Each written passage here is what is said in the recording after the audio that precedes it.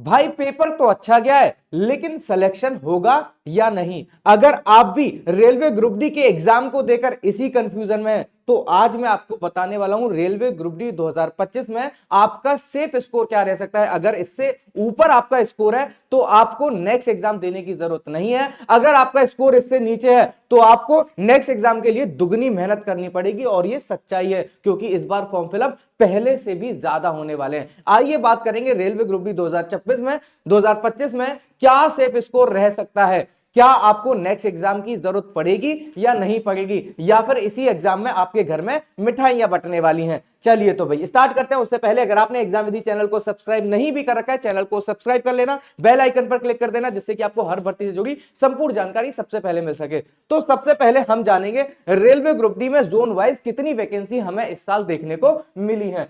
तो waste railway की बात करें, मुंबई जोन की बात करें तो 4672 vacancy, north railway new Delhi की बात करें तो 4785 वैकेंसी हमें देखने को मिली। मुंबई जोन सेंट्रल रेलवे की बात करें तो 3244 वैकेंसी हमें देखने को मिली है। साउदर्न रेलवे चेन्नई की बात करें तो 2694 वैकेंसी, गुवाहाटी की बात करें तो 2048 वैकेंसी, प्रयागराज की बात करें तो 2020 वैकेंसी, कोलकाता की बात करें 1817 वैकेंसी, सिकंदराबाद की बात करें तो 1642 वैकेंसी, जबलपुर 1614 वैकेंसी के साथ जोन सामने आया। गोरखपुर की बात करें तो 1370 वैकेंसी के साथ जोन हमारे सामने आया है। बिलासपुर 1300, ऐसे करके मैंने सभी जोन का डाटा यहां पर दे रखा है। और टोटल जो वैकेंसी हमारे सामने आती है वो 32,438 पोस्ट सामने आती हैं। अब इन जोन में फॉर्म फिलअप लगातार होते रहे और लगभग ये गाड़ी 1,21,00,000 पर पहुंच गई। अब 1,21,00,000 में से हर जोन में कितना कंपटीशन हमें देखने को मिला है, यानी कि कौन सा ऐसा जोन है जो कि हम पे भारी पड़ने वाला है। तो यहां पर अगर जोन्स की बात करें तो मुंबई जोन में लगभग 15 लाख, 15.5 फॉर्म भरे गए हैं। चंडीगढ़ की बात करें तो यहां पे 11,60,000 फॉर्म भरे गए। चंडीगढ़ चेन्नई की बात करें तो 11,12,000 फॉर्म भरे गए। गुवाहाटी की बात करें तो 10,72,000 यानी कि 11 लाख के समथिंग। प्रयागराज की बात करें तो 8,61,000 यानी कि 8.5 लाख फॉर्म। सिकंदराबाद की करें तो 9,60,000 फॉर्म। कोलकाता की बात करें तो 7,93,000 फॉर्म। अहमदाबाद की बात करें तो 6,39,000 फॉर्म। भोपाल की बात करें तो 4.5 लाख फॉर्म। बिलासपुर की बात करें तो 4,32,000। गोरखपुर 3,62,000। अजमेर 3,60,000। बेंगलुरु 2,75,000। पटना 3,33,000। भुवनेश्वर 3,65,000 और रांची 1,81,000। ऐसे करके लगभग 1,21,00,000 फॉर्म सारे जोन्स को मिलाकर भरे गए हैं। ठीक है, अब बारी है सेफ स्कोर को जानने की, जिसके लिए आप बहुत ज्यादा कंफ्यूज्ड हो कि भैया कहीं ऐसा तो नहीं सेफ स्कोर 80 पार कर जाए। नहीं भैया, हर जोन का अलग अलग रहेगा according to competition, according to form fill up, according to vacancy. और आपको पता है कि जो बच्चा इस एग्जाम को क्लियर कर लेगा सीबीटी 1, उसके बाद वो सीधे मेडिकल के लिए जाने वाला है, फिजिकल एफिशिएंसी टेस्ट के लिए जाने वाला है। और उसके बाद मेडिकल, उसके बाद आपका सिलेक्शन हो जाएगा। यानी कि हमारे सामने जो मुख्य चरण है वो है सीबीटी 1। अब सीबीटी 1 को आपको पता है 70% बच्चे क्रॉस नहीं कर पाते, केवल और केवल उनका स्कोर सेफ ना होने की वजह से।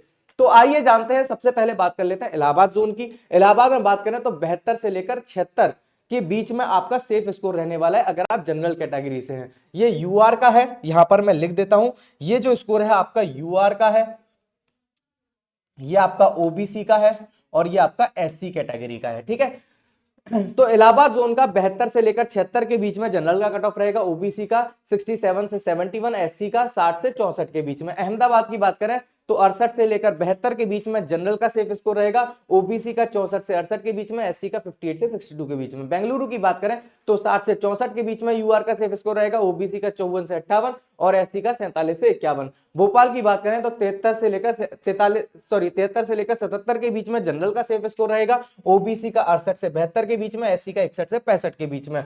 बिलासपुर की बात करें तो 68 से लेकर 72 के बीच में आपका जनरल का सेफ स्कोर रहेगा, 64 से 68 के बीच में ओबीसी का, और एससी की बात करें तो 57 से 61 के बीच में। भुवनेश्वर की बात करें तो 71 से 74 के बीच में आपका सेफ स्कोर रहने वाला है।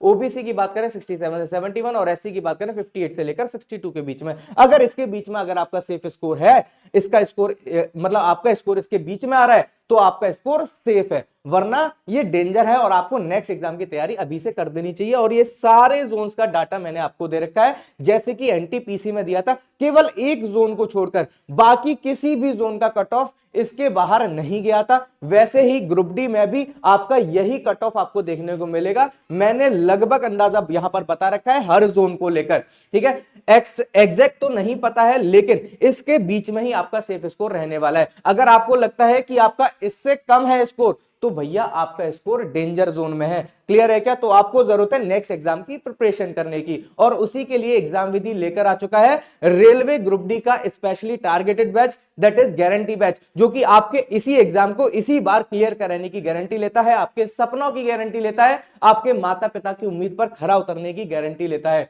अगर इस भर्ती में आपको ज्वाइन या सिलेक्शन नहीं दिला पाए, तो आपको जिंदगी भर फ्री पढ़ाने की गारंटी लेता है। और इसके पीछे छुपा है इसका सिलेक्टेड कंटेंट, और वो टीम जो कि आपके साथ जी तोड़ मेहनत करेगी, आपके हर डाउट हर कॉन्सेप्ट का कलेश खत्म करेगी, साथ ही आपको सभी टॉपिक्स बिल्कुल बेसिक से पढ़ाने वाली है। बस आपको प्ले स्टोर पर जाना है, एग्जाम विधि ऐप डाउनलोड करना है, आज ही से गारंटी बैच को ज्वाइन करके अपनी तैयारी को स्टार्ट कर देना है। इसमें आपको सभी लाइव रिकॉर्डेड क्लासेस तो मिलेंगी, साथ ही क्लास का डीपीपी क्विज पीडीएफ के साथ समय समय पर doubt classes, revision classes, practice classes भी मिलती रहेंगी। और अभी जुड़ने वाले स्टूडेंट को सभी टेस्ट सीरीज, सभी ई बुक, सभी हैंड रिटन नोट बिल्कुल फ्री ऑफ कॉस्ट। और ये गारंटी बैच आपको एग्जाम विधि पर मिल रहा है मात्र 590 रुपए में। तो चिंता करने की कोई बात नहीं है, अगले सिलेक्शन हमारा ही होगा। जाकर घर वालों की आंखों में आंखें डालकर कह देना, इस बार रिजल्ट नहीं सीधे ज्वाइनिंग लेटर दिखाऊंगा। तब तक के लिए जय हिंद, जय भारत।